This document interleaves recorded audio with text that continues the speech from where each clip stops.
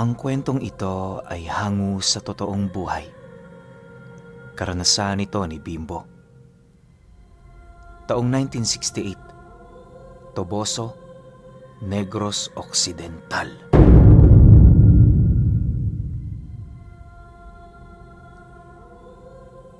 Itong mga panahong ito, nagmamay-ari ng isang ektaryang nyugan, itong si Bimbo. Minana niya yun sa kanyang ama bilang regalo nito noong ikinasal sila ng kanyang asawa. Wala pa noong anak itong si Bimbo. Bagaman nakakaburyong noon ang katahimikan sa kanilang bahay, masaya pa rin sila kahit papaano buhat sa meron silang pinapagulong na negosyo. Para sa kanila, yon ang kanilang pamamaraan ng paghahanda para sa mga magiging supling nila. Hanggat hindi pa kasi noon nagbubuntis ang asawa niya, araw-araw siyang kumakayod, mabigyan lamang ng magandang buhay ang mga ito.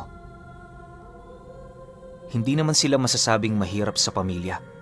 Yung sa parte kasi ng asawa niya, purong mga edukado.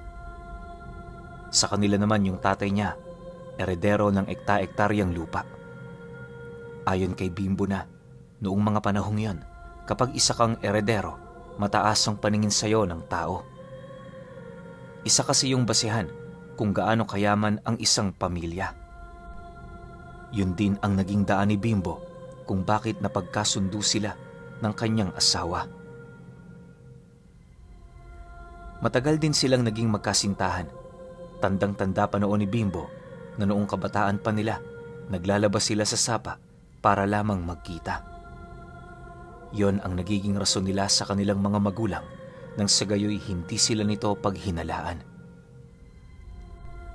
Dahil sa gustong-gusto talaga niya ang asawa niyang yon, ginawa niya ang lahat para mapansin yon ng kanyang ama. Awa naman ng Diyos, nagkatuluyan sila. Magmula noong ikinasal si Bimbo, nagbago ang kanyang pananaw sa buhay. Lahat ng kanyang kinikita, ibinibigay niya ng walang pagdadalawang isip sa kanyang asawa. Ni isang kusing noon, pinapahalagahan nila nang sa gayoy makadagdag ito sa kanilang iniipon. Lumipas ang ilang buwan, sumapit na nga ang buwan ng Setyembre noong mismong taong ito. Habang siya ay namamahala noon sa kanilang kopra, bahagya naman siyang natigilan matapos niyang masipat ang kasambahay nilang nagmamadaling naglalakad patungo sa kinaroroonan niya. Paglapit nito, agad naman itong inilahad ang tungkol sa pagsusuka ng kanyang asawa. Noong una, ipinagsawalang bahala lang yon ni Bimbo, pero ilang araw pa noon ang lumipas, napapansin niyang tuwing umaga, nagiging madalas na ang ganon nitong sitwasyon. Hindi naglaon, doon niya napag-alaman na nagdadalang tao pala ito. Dala ng kanyang pagkabigla, agad naman siyang tumungo sa bahay ng mga magulang niya para magtanong ukol sa kinakailangan niyang gawin. Nang marinig naman yon ng nanay niya, agad naman yung nagpasya na bumisita sa bahay nila. Pagdating naman ito sa kanilang tahanan, bumungad sa kanila ang asawa niyang nakaupo sa harap ng hapagkainan, abalang-abala sa pagkain ng minatamis na ipinalaman sa mangga. Nang mapansin naman ito ang kanilang pagdating, dali-dali naman yung lumapit sa kanyang mga magulang para magbisa. Makalipas pa ang ilang minuto, tinanong na nga yun ng nanay niya ukol sa pagbubuntis nito. Nangako rin yun sa kanila na sa mga susunod na araw, magpapadala sila ng albularyo na siya namang titingin sa kasalukuyan nitong kalagayan.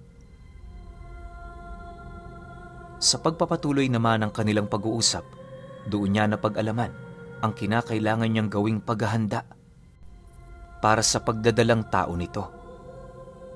Ayon sa kanyang ama, mas mainam na maniwala lamang sila, lalo pat hindi nila alam kung kailan ito aatake o magpaparamdam. Matapos naman itong marinig ni Bimbo, agad naman niyang inabisuhan ng kanilang mga kasambahay na kunin ang mga pinapakuha nito. Kabilang sa pinapakuha noon ng kanyang ama ay ang iilang dahon ng badyang at talong. Nagpaimbak din yon ng ilang sakong balat ng nyog sa ilalim ng papag ng bahay nila. Dagdag pa nito na kapag may oras siya, pumanhik siya sa dati nilang tahanan para kumuha ng iilang piraso ng goma. Bimbo, tuwing hapon, ugaliin mo nang magsunog ng balat ng nyog sa bakuran ninyo. Makakatulong yan sa asawa mo, lalo na sa inyong paligid. Huwag mo yang kakalimutan. Isa yan sa mga mahalagang bagay na kinakailangan mong gawin para maprotektahan ang anak mo. Tandaan mo, kapag nagpabaya ka, maaaring hindi mo na makita pang buhay ang iyong panganay. Alam ko namang alam mo na umiiwas ka rin sa ganyang bagay. Wika ng kanyang ama, matapos naman itong mailahad ang mga bagay na kinakailangan niyang gawin.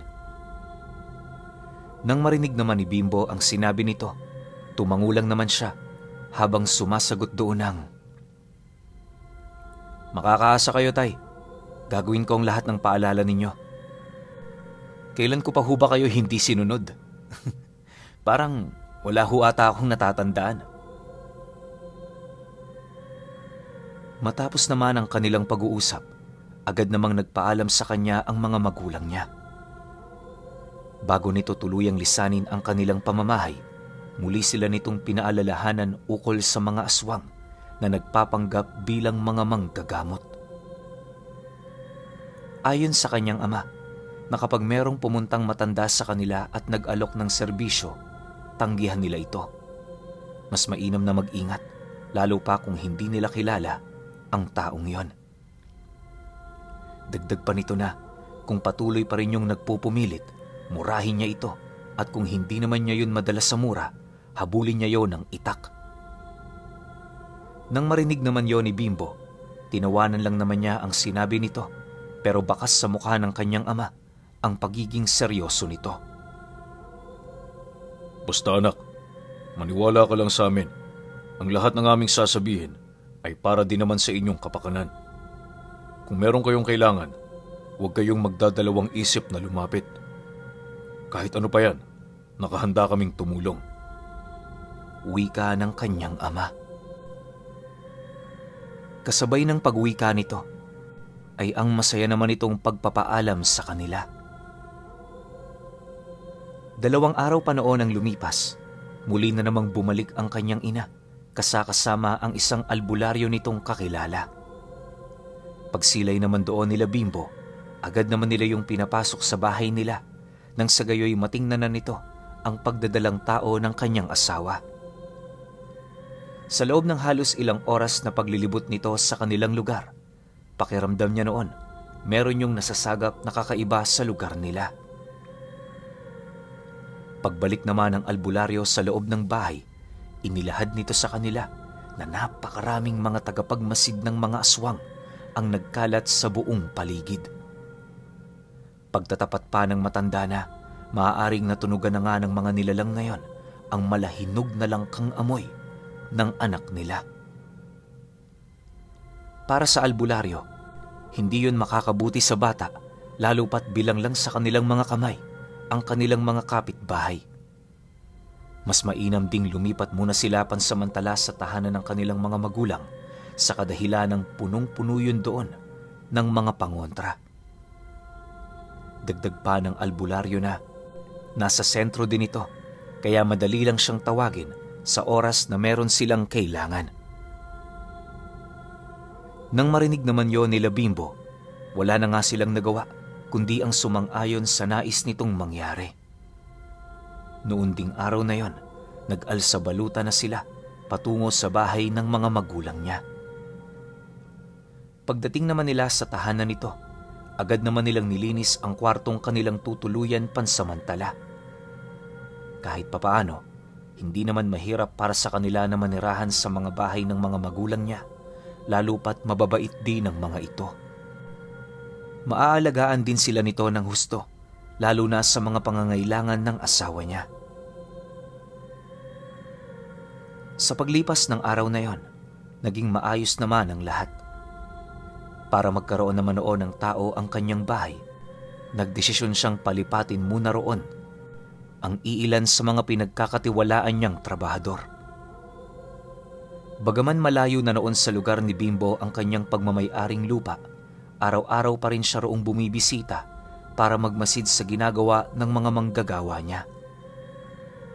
Maliban kasi sa nakakaipon na sila ng ilang sako ng kopra, meron na rin silang aanhing mga nyog sa dulong parte ng lupain niya. Isa yon sa kanyang mga binabantayan sa kadahilan ng merong iilan sa kanilang lugar noon ang mga magnanakaw ng nyog at buko. Katunayan, marami na silang nauhuli sa mga ito, subalit pinapakawalan din naman nila yon para wala ng gaanong problema.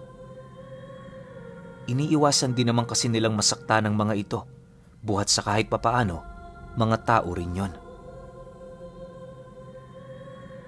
Ilang buwan pa noon ang lumipas, unti-unti na nilang napapansin ang paglaki ng tiyan ng asawa niya. Si Bimbo noon natutuwa na rin, gawa ng hindi na siya makapaghintay na malaman kung ano ang kasarian ng magiging anak niya. Yung albularyo namang kanilang pinagkukonsultahan, araw-araw nang bumibisita sa kanila, masiguro lamang na nasa maayos na kalagayan ang pasyente nito. Akala ni Bimbo magiging maayos na ang kalagayan ng asawa niya, pero sa pagtungtong ng ika-6 na buwan ng tiyan nito, merong bumisita sa kanilang matanda na nagpanggap bilang isang albularyo. Sa pagkakatanda niya noon, magbabandang 11:00 pa lamang noon nang kumatok yon sa kanilang tahanan. Nasa kasagsagan din sila noon ng pamamahinga, kaya hindi naman yun gaanong namalayan ng mga trabahador nila. Dahil din sa nagkataong siya ang malapit sa may pinto, kung kaya't napilitan siyang tumungo rito para tingnan kung sino ang kumakatok. Sa pagbukas naman niya ng pintong yon, laking gulat na lamang niya nang tumambad sa kanya ang isang matandang babaeng nakangisi habang ang paningin nito nakasilay sa loob ng kanilang bahay.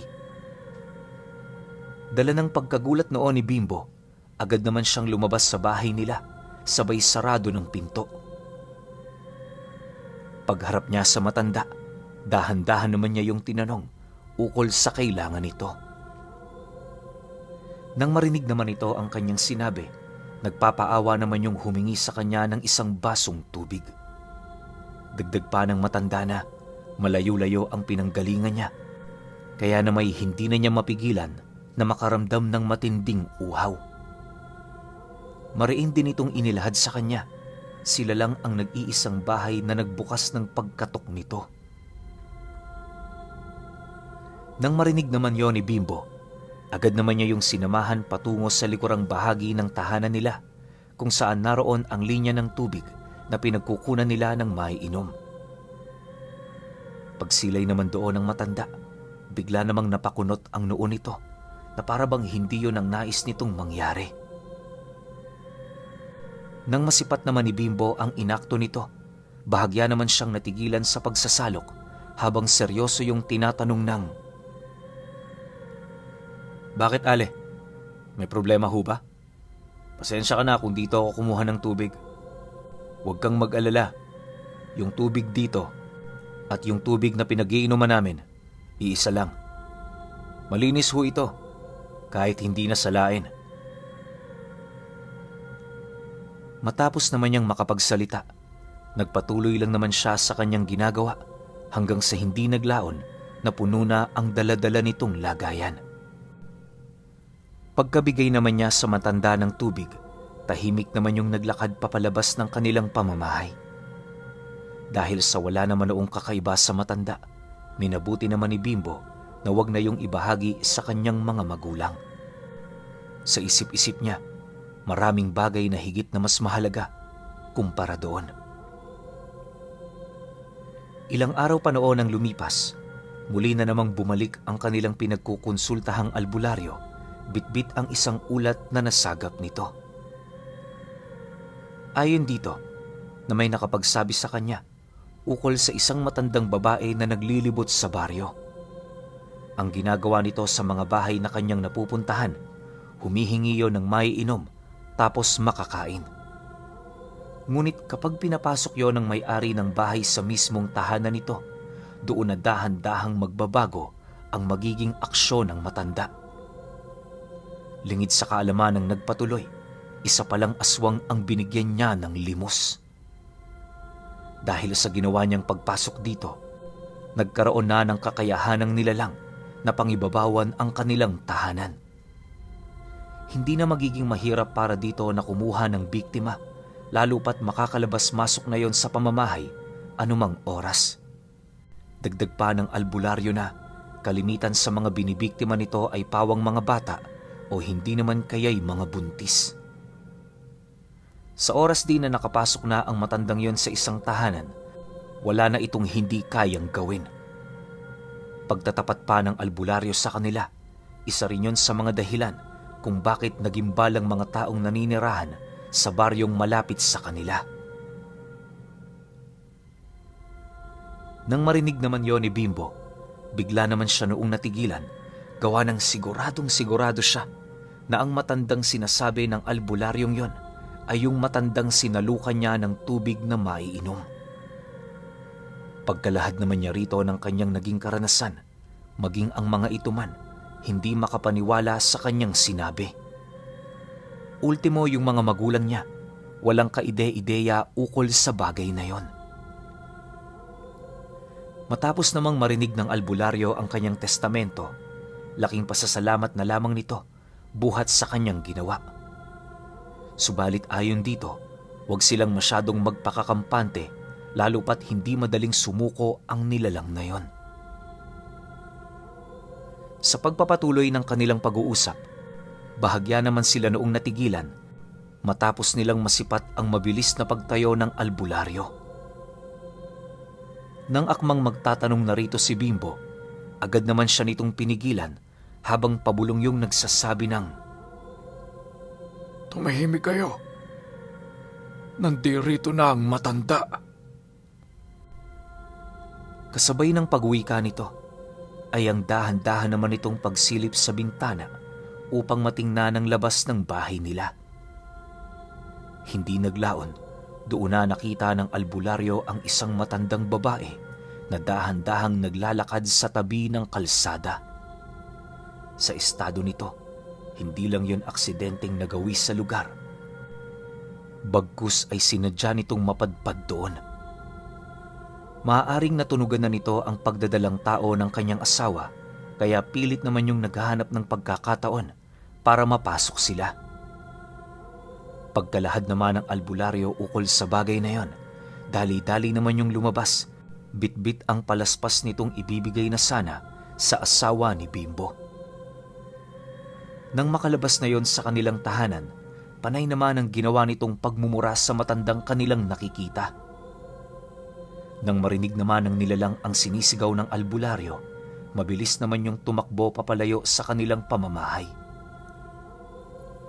Dahil sa ginawa nito, hindi na yon sinundan pa ng pinagkukonsultahan nila, bagkus ang ginawa nito, bumalik sa loob ng bahay para abisuhan silang maghanda. Sa pagsapit ng gabi noong mismong araw na yon, habang binabalot ng katahimikan ang kanilang lugar, pasimple naman doong naghahanda sila Bimbo at ang kanyang mga trabahador. Bit-bit ang kanilang mga itak, matyaga silang nagmasid sa labas ng kanilang tahanan, naghihintay sa pagpapakita ng kahit na sinong nilalang. Pagtungtong naman noon ng 11:00 ng gabi, habang papungas-pungas na ang iilan sa kanila, bigla naman sila noong naalarma dahil sa nasipat nilang aso na dahan-dahang pumapasok sa bakuran ng bahay nila. Sa likod nito, meron yung kasakasamang animoy mga tao, subalit may mahahaba yung braso, tapos kakaiba ang pamamaraan ng paglakad nito. Imbis kasi na nakatayo ito, patuwad yun kung maglakad. Ang labis pang ikinatakot noon nila Bimbo ay ang mga kakaibang pag-aangil ng mga nilalang na yon na parabang nasa bingit na ito ng kamatayan. Dahil sa kanilang mga nakita, meron ng iilang umatras sa hanay nila, subalit bago pa man yung tuluyang makapasok sa kanilang pinagpapahingahan, pilit naman yung hinarang ng albularyo. Ayon sa matanda, na kung tunay nilang pinapahalagahan ng taong kanilang pinagsisilbihan, sasamahan nila yon, gaano man kapanganib ang sitwasyon. Dagdag pa ng albularyo na wag din silang gaanong mag-alala, lalo pat nakahandang magbigay sa kanila ng lupa ang ama ni Bimbo. Nang marinig naman yon ang kanilang mga tauhan, tila bang mabilis namang nanumbalik ang lakas ng loob ng mga ito. Walang sabi-sabi, buong tapang naman yung lumabas ng bahay, bitbit ang kanilang mga armas. Pagsilay naman ni Bimbo sa ginawa ng mga trabahador nila, hindi na rin siya nagdalawang isip na samahan ang mga ito. Kahit matindi na ang takot na kanyang nararamdaman noon, nanatili siyang matatag alang-alang sa kanyang anak na malapit ng isilang. Sa pagdating naman nila noon sa bakuran ng kanilang bahay, paisa-isa naman nilang sinugod ang mga ito na siyang naging sanhi upang magsipula sa inyo ng takbo patungo sa madidilim na bahagi ng kakahuyan. Dahil sa ginawa ng mga nilalang na yon, agad naman silang inabisuhan ng albularyo na manatili lamang sa patag na lugar kung saan tumatama ang liwanag ng buwan. Matapos naman itong makapagwika, agad naman yung nagpatulong sa kanila na maglatag ng mga sulo sa buong paligid. Nang magawa na yon nila Bimbo, inabisuhan naman sila ng matanda na manatili sa loob nito. Ayon sa albularyo, sino man ang pumasok sa hangganan ng mga sulong yon, paniguradong hindi na makakatakas sa lugar. Dagdag pa nito na, kapag nasipat nila ang isang aswang na umapak na sa loob nito, maaari na nila yung sugurin tapos pagtulungang patayin. Nang marinig naman nila Bimbo ang sinabi nito, matyaga naman sila noong naghintay hanggang sa hindi naglaon, doon na nila nasipat ang pagpasok ng 5 aswang ng sabay-sabay. Pagsilay naman nila sa nakakakilabot nitong mga anyo, hindi naman nila maiwasang matakot, ngunit alang-alang sa mga mahal nila sa buhay, pinili nilang maging matapang. Sa isang iglap, nagkaroon ng paglalaban sa pagitan nila at ng mga aswang, kung saan nagresulta ito sa agarang pagkamatay ng 2 sa kanilang mga tauhan. Sa hanay naman ng mga aswang, halos humigit sa 5 agad ang namatay, buhat sa mga pangontrang inilapat ng albularyo sa mga sulong ipinakalat nito. Sa pamamagitan kasi ng sulong yon, nabawasan ng kalahati ang lakas ng mga aswang na pumasok doon. Bagaman hindi nila yon napansin, ramdam na ramdam naman nila Bimbo ang panghihina ng mga ito. Yun din ang naging dahilan kung bakit kaya nilang pumatay ng aswang kahit sa kakarampot nilang bilang. Sa pagpapatuloy ng ganoong pangyayari, pansin na pansin naman nila ang pagtalab ng talim ng kanilang mga sundang laban sa mga malabakal nitong mga balat. Makalipas pa ang ilang minuto nilang paglalaban, nasipat naman ng albularyo yung matandang babae na nasa kaanyuan ng dambuhalang aso. Dahil sa alam nitong tuso ang nilalang na yon, wala naman siyang nagawa kundi sapilitan niyong puntahan. Pagkalabas naman ng albularyo sa mga sulong kanyang ipinalibot sa bakuran, agad naman siya nitong sinugod na siyang naging sanhi upang maramdaman niya ang nag-uumapaw nitong presensya. Halos ilang beses siya nitong sinubukang undayan ng saksak sa mga masiselang parte ng kanyang katawan, ngunit mabuti na lang, buhay ang kanyang mga karga na kasalukuyang nag-iingat sa kanya. Imbis na bumaon sa kanya ang talim ng kuko nito, tumatalbog lang yon na para bang tumatama sa isang pinaghalong matigas at malambot na bagay. Sa loob ng 10 minuto nilang pagbubuno, nanatili namang bigo ang albularyo na malapatan niyo ng matinding pinsala sa katawan. Kung ano-ano na rin ang ginawa niya para mapatay lang ito, pero sadyang tuso ang nilalang na yon. Kung hindi pa nito napansin ang pagkalagas ng kanyang mga kasama, hindi pa yun mapipilitang lumayas sa lugar nila Bimbo.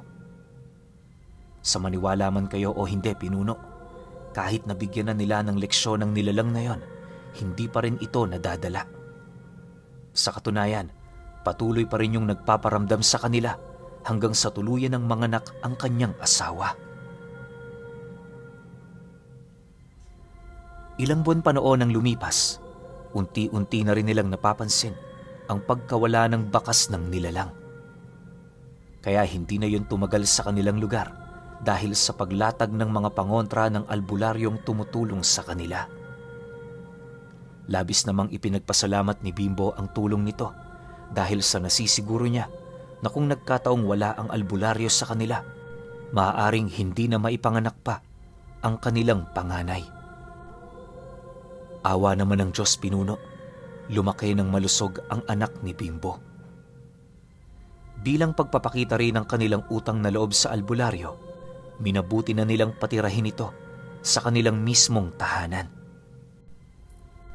Pero alam niyo ba, na kahit ilang dekada pa man ang lumipas, ni minsan hindi nawala sa kanyang alaala ang nangyari noong mismong gabi kung saan nakalaban nila ang tusong aswang na muntik nang dumali sa unang anak ni Bimbo.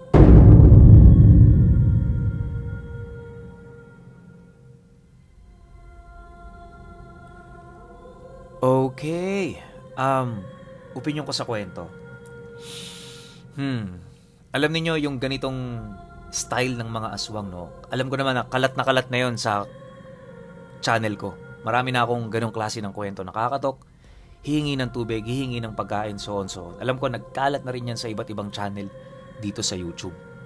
Pero, ang pinagtataka ko lang rito, hindi talaga nilubayan ng mga aswang yung unang anak ni Bimbo.